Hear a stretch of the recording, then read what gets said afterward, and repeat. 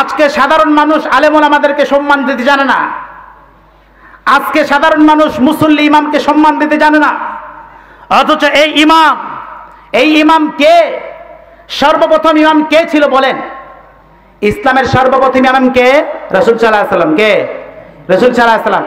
রাসূল সাল্লাল্লাহু আলাইহি ওয়াসাল্লাম যেরকম রাষ্ট্রপ্রধান ছিলেন, ঠিক রাসূল সাল্লাল্লাহু আলাইহি ওয়াসাল্লামের উপস্থিতিতে ইমামতি অন্য কেউ করেছিল না, রাসূল সাল্লাল্লাহু আলাইহি ওয়াসাল্লাম ইমাম ছিলেন। রাসূল সাল্লাল্লাহু আলাইহি ওয়াসাল্লাম ইমাম ছিলেন। কত বড় গুরুত্বপূর্ণ একটা পদ, কত বড় গুরুত্বপূর্ণ একটি দায়িত্ব। অথচ এই দায়িত্বে নিয়োজিত বর্তমান আলেম ওলামা যারা আজকে ইমামতি করেন, তাদের সঙ্গে আজকে আমাদের সাধারণ মানুষের আচরণটা কেমন বলেন? ভালো না খারাপ? কথা বলেন, ভালো না খারাপ? ইমাম সাহেবের পদে পদে আমরা আজকে দোষ ধরি না? হ্যাঁ, পদে পদে দোষ ধরি। এটা উচিত? এটা কখনো উচিত নয়। একজন ইমামের মতো, আমি মনে করি গোটা বাংলাদেশ না, গোটা বিশ্বে ইমাম সাহেবের মতো কষ্ট করে দায়িত্ব পালন করার মতো দ্বিতীয় একটা মানুষ আপনি দেখাতে পারবেন না, ঠিক কিনা? ইমাম সাহেবের কোনো ছুটি আছে?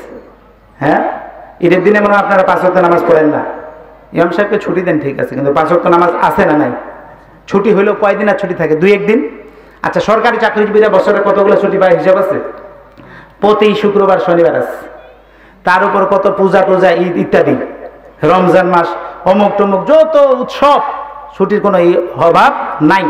তার উপর আবার নির্দিষ্ট সময় অফিসে যাইতে হয়। কম বেশ তো করে না কেউ। অফিসে যাইতে আসতে কম বেশ তো কেউ করে না। কথা বুঝে থাকলে বলেন, করে কি করে না? করে। ইমাম সাহেব সঠিক সময় যায়।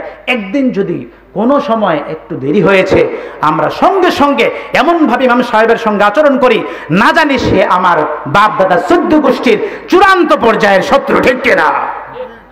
খুব সাবধান। মজলুম জাতি ইমাম সাহেবরা, তাদেরকে আমরা যথোপযুক্ত সম্মান দিতে জানি না। তারা যেই পরিমাণ প্রাপ্য ছিল আমাদের কাছে, আমরা সেই প্রাপ্য দিতে পারি না। কাল হাসরের ময়দানে যদি তারা আল্লাহর কাছে বিচার দায়ের করে, কোথায় যাব, কি করবো, একটু চিন্তা করে দেখেন। তারা যে এইভাবে দায়িত্বগুলো পালন করছে, সেই হিসাবে তাদেরকে কি আমরা মূল্য দিতে পারি, টাকা দিতে পারি, তাদের ব্যবস্থা করতে পারি?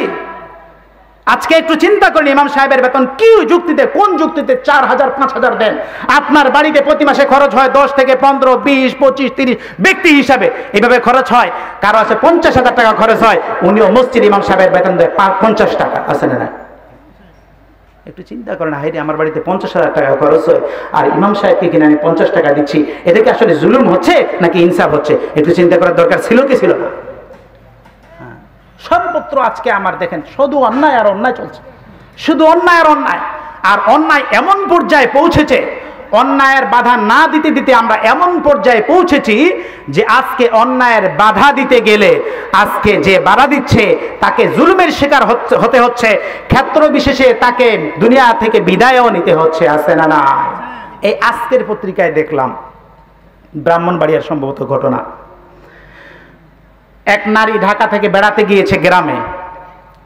বেড়াতে যাওয়ার পরে সে রাস্তায় বের হয়েছে, বাজারে কোন প্রয়োজনে যাচ্ছে। নারীদের অবস্থার কথা বলবো না, সেটা ভিন্ন কথা, সেটা তো আছেই। তাদের অবস্থা তো খুব যে একটা ভালো তা না, মা বোনদের অবস্থা যে খুব ভালো তা না। কিন্তু তারপরেও বলছি, তাদের অবস্থা ভালো না তার মানে কি আপনি তাদের অবস্থা আরো খারাপ করে দিবেন? কথা বলে আরো খারাপ করবেন? কেউ যদি অসুস্থ হয় তখন কি তাকে মেরে আরো সুস্থ বানাবেন, নাকি তাকে সুস্থ করার জন্য চিন্তা ভাবনা করবেন? কোনটা? সুস্থ করার জন্য চিন্তা ভাবনা করবেন, ঠিক কিনা? নাকি ওকে আরো পিটাবেন, যেটা মরুক, এটা বাঁচে থাকার দরকার নেই, অসুস্থ হয়েছে, মরার সাথে 3টা লোক থাকতে হয়, হাসপাতালে থাকলে যারা থাকে তারা অসুস্থ হয়, এটা জিন্দা থাকার দরকার। তো বলছিলাম, ওই মেয়ে বাজারে ঘুরতে গেছে, 4-5টা বোখাটে ছেলে ওই মেয়েকে উত্ত্যক্ত করছে। এমন সময় এই সমাজে যেরকম নাকি বোখাটে ছেলে পেলে আছে, ঠিক তদ্রুপ ভাবে আল্লাহর মেহেরবানিতে এখন এই সমাজের মধ্যে এমন কিছু যুবক আছে যারা অন্যায়কে প্রশ্রয় দেয় না, বরং অন্যায়ের মোকাবেলা করে, ঠিক কিনা? আজকে এমন ওই সমাজের মধ্যে যুবক আছে যারা গান বাজনা করে না, বরং গান বাজনার পরিবর্তে এরকম ওয়াজ মাহফিলের আসর করে, আছে না? না। যেটা আজ থেকে 10-15 বছর আগে ছিল না। পাড়ায় পাড়ায় যুবকরা গান বাজনার সাংস্কৃতিক আয়োজন করত। আজকে সেই যুবকরাই সেই সাংস্কৃতিক আয়োজনের পরিবর্তে আজকে সেরকম হাজার হাজার যুবক, বাংলার জমিনের লক্ষ লক্ষ যুবক এরকম ওয়াজ মাহফিলের আয়োজন করে, ঠিক কিনা? আল্লাহ তাআলা আমাদের এই এলাকার যুবকদেরকেও এই দিনের জন্য কবুল করে, সকলে বলে আমিন। তাদেরকেও এরকম গান বাজনা ইত্যাদি সাংস্কৃতিক এই সমস্ত বাজে কর্মকাণ্ড থেকে মুক্ত করে ইসলামী মাহফিলে অংশগ্রহণ করে এই সমস্ত মাহফিলকে বাস্তবায়ন করার তৌফিক দেন, সকলে বলে আমিন। সেরকম একজন যুবক সেখানে ছিল। সে দেখার পর তার মেজাজ গরম হয়ে গেছে যে একটা মেহমান আসছে বেড়াইতে, তার সঙ্গে এরকম নোংরা আচরণ। সে প্রতিবাদ করেছে। প্রতিবাদ কেন করলো? এক পর্যায়ে বাক বেদনটা শুরু হয়েছে, ঝগড়াঝাটি। তো যাক, ঝগড়া শেষ, চলে গেছে নতুন জায়গায়। রাত্রিবেলা ওই যে শয়তানগুলো বোখাতে, এরা চলে আসছে তার বাড়িতে, তাকে ডাকছে, পাশে নিয়ে গেছে। পাশে নিয়ে যাওয়ার পরে উপর্যুপুরি মায়ের তার উপর হামলা করে বসছে। তার চিৎকারতে আশেপাশের আরো 4 জন যুবক দৌড়িয়ে আসছে তাকে বাঁচানোর জন্য। আসার পরে তাদের উপরও হামলা। তাদের উপরে কি হামলা? কথার বার কথা, ওই জালেমদেরকে বলি, তোদেরকে জুলুমের বিরুদ্ধে, তোদের অন্যায় কাজের বিরুদ্ধে সে কথা বলে, আচ্ছা ধরলাম তোদের কাছে সে অপরাধী। বাকি 4 জন যে এসেছিল তাদের কি অপরাধ ছিল? তারা তো তোমাদের কাছে সমাধানের জন্য এসেছিল, তোমাদের 2 দলের মাঝে সমাধা করে দেওয়ার জন্য এসেছিল, ঠিক কিনা?